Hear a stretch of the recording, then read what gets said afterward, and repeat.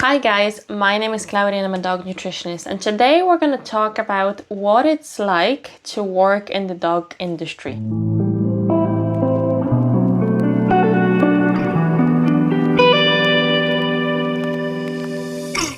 So there's a few things that you need to consider if you decide to work in the dog industry. And obviously there's many positives, but there are also negatives that we're going to talk about in this video. But let's start with the positives. With the positives, you're, going on with your hobby. You love dogs, you really want to, bring out all the information out there, and you're starting your, YouTube channel or Instagram or TikTok, and like you can see all those great dog owners that have their own businesses, whether it's making clothes for dogs, making treats for dogs, or they actually provide a service such as training or nutrition and etc. So you're doing your hobby, and obviously at first you might not get the money that you need to survive every single day, and you might need an actual job on the other side. And many people do that. They have an actual job and then they do their doggy business as a side job for them because it's their hobby. So the main thing is, it's our hobby. We love helping our pets. We love doing what we're doing. But then you have to consider the cost into it. So if you want to go onto an event, you have to put money into it. If you want to have a stand at an event, you have to put money into it. But all those things would just add more customers to your business. But now let's talk about the negative, which is bullying in the dog business. I myself have been in the dog business for, I would say, over 8 years now. And this is where the bad things coming from, because you start seeing people that bully you in the dog business. They might be in the same profession as you, whether it's dog boarding, whether it's dog care, dog training, dog nutrition.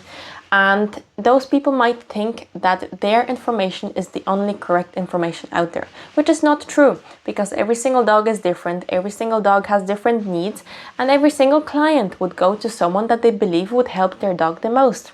So, everyone is kind of right in the dog business, whether it's dog nutrition, dog training, and etc. And we all just have our own ways. And we get clients that come to us that want to be with us. We don't just get clients that we are forcing onto us. So let's talk about the actual bullying.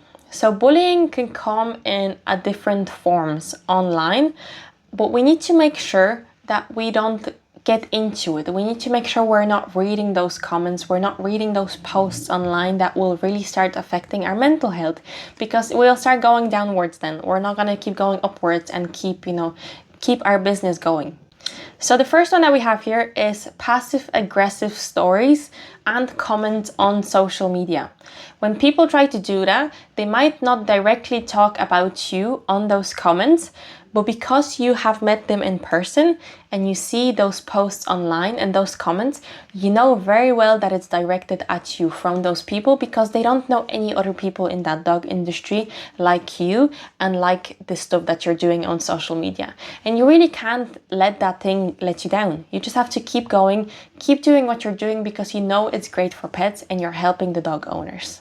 Next one that we have is people talking behind your back. And in the dog industry, that happens a lot, because the people in the same profession as you, if they think that they're doing something better than you, if they're talking behind your back, they might have a client and they might very unprofessionally say how another dog nutrition business or dog training, dog boarding business is, not as good as yours, or the other way around. And that's just not really good, because we as a dog business, we have to support each other, and we have to, let other people know that there's, businesses just like us out there.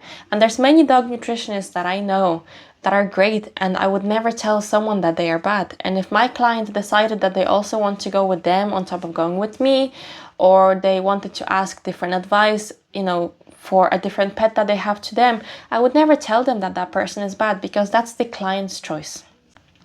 Another one that you might see online is dog businesses online trying to tell you that what they are doing is the only correct way of doing it.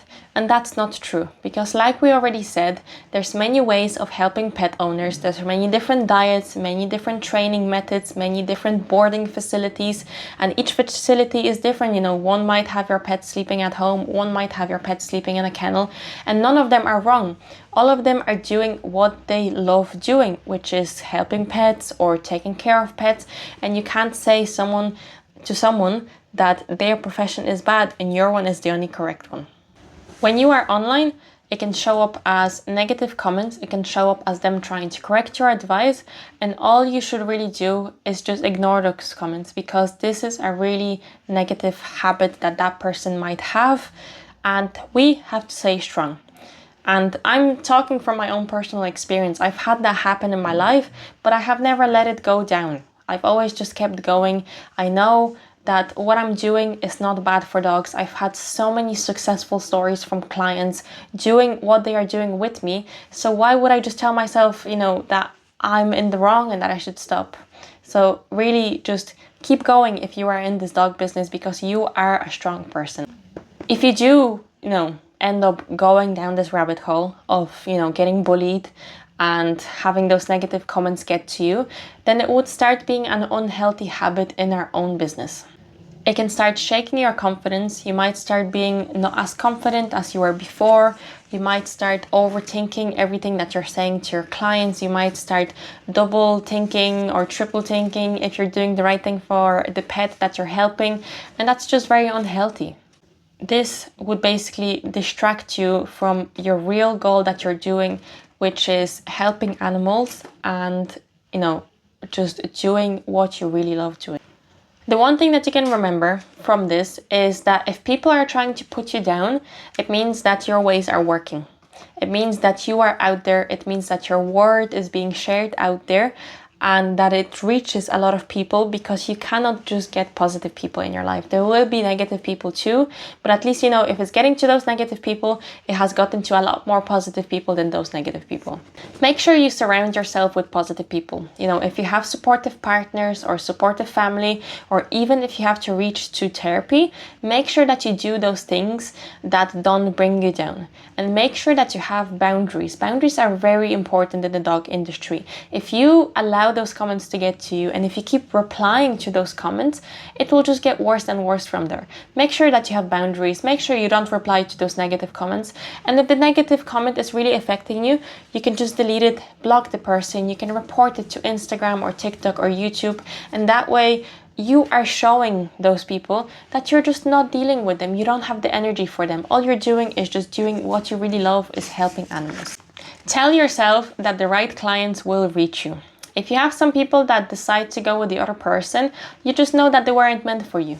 Just make sure that the people that do actually reach you are the ones that really want you to help them. Another thing that I would say to people is that when you are trying to find a person in the dog business, always research their profile. Look at their qualifications, look at even their profile pictures, and see if they're really someone that would meet your goals. You know, if you have an example as a dog nutritionist, you'd really want to see a dog nutritionist that also takes care of themselves. You know, if you see that their pet is thriving, you see that they're taking care of themselves. Sometimes you even have pet nutritionists that would show their own breakfast with their dog's breakfast, and then you can see that they really have a lot of pride in a healthy eating habit on top of having a healthy eating habit for their pet. And that's when you know that that pet owner or dog nutritionist or whatever business it is, it would really be beneficial for your own pet, because they really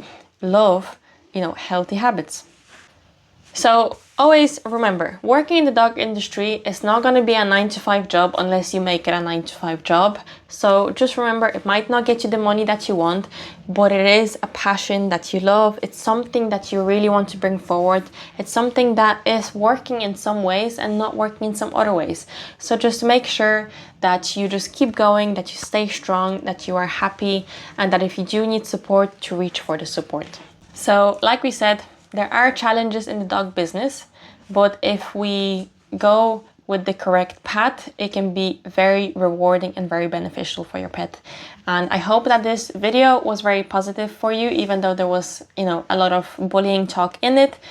But let me know if you want any of those videos as well in the future. And if you want any other types, let me know in the comments, and I'll see you on the next one.